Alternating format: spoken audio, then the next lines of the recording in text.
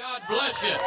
The Americans and the Californians who have come out here today in what I would consider to be a little bit warm weather for Southern California, but a beautiful day at that.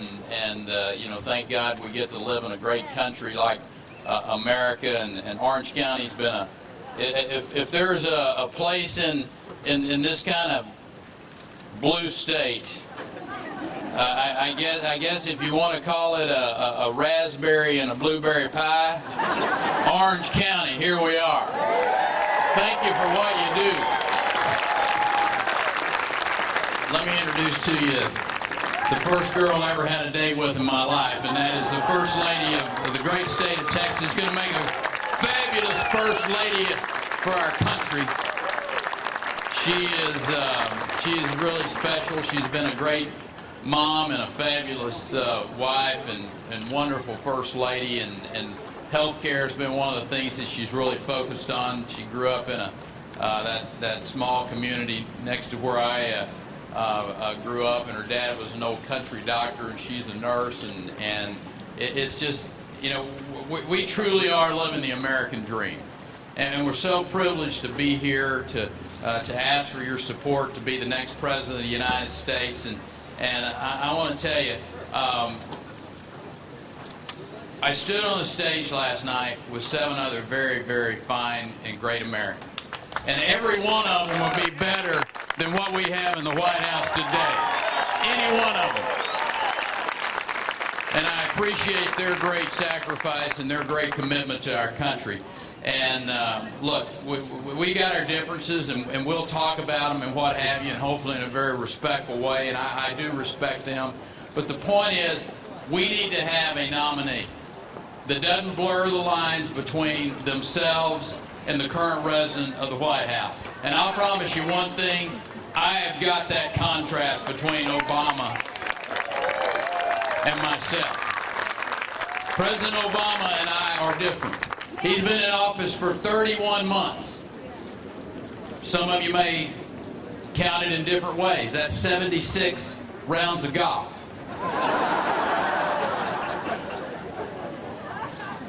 But this is a president who has overseen the downgrading of our credit, unemployment at extremely high levels.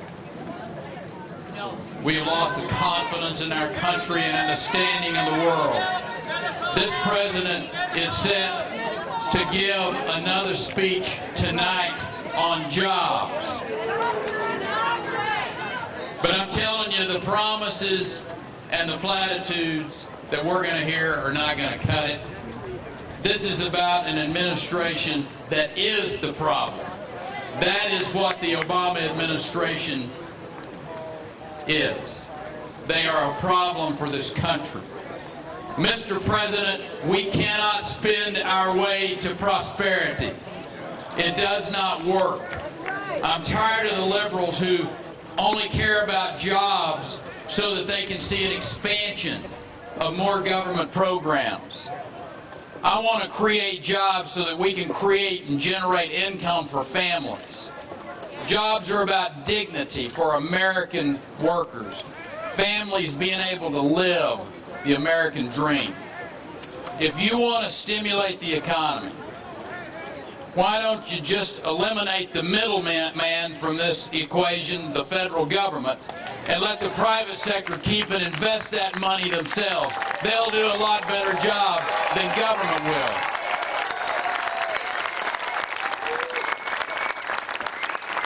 And you look across this country, 1 in 6 work-eligible Americans cannot find a job.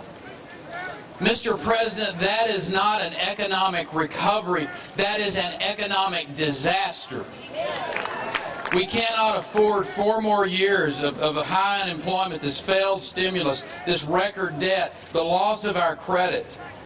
It is time for a change. And I'm not talking about the rhetoric of change. I'm talking about a record of change, and I've got that record.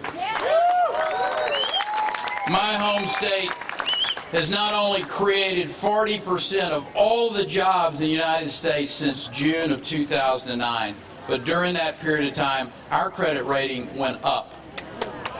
As governor, I've led on with a few basic principles, Mr. Fuentes.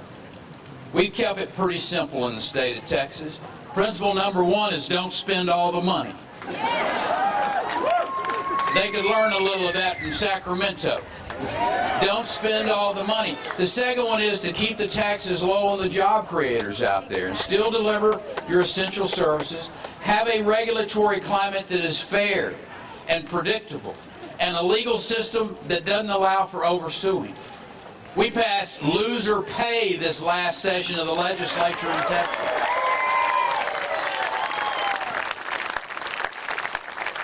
Listen, with all due respect to my folks who are my competitors,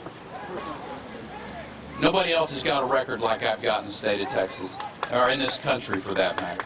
A record that serves as a roadmap for this country to get our economy back on track and get America working. And it is up to us, this current and present generation in America, to take a stand for freedom, to send a message to Washington, D.C. that we're taking our future back from the central planners who would control our health care, who would spend our treasure, who would downgrade our future, who would micromanage our lives. It is time to simplify and to lower the tax burden on the job creators in this country. We got to stop spending money we don't have on programs we don't want. We've got to repeal this president's misguided one-size-fits-all federal health care now. And I want to share with you one promise.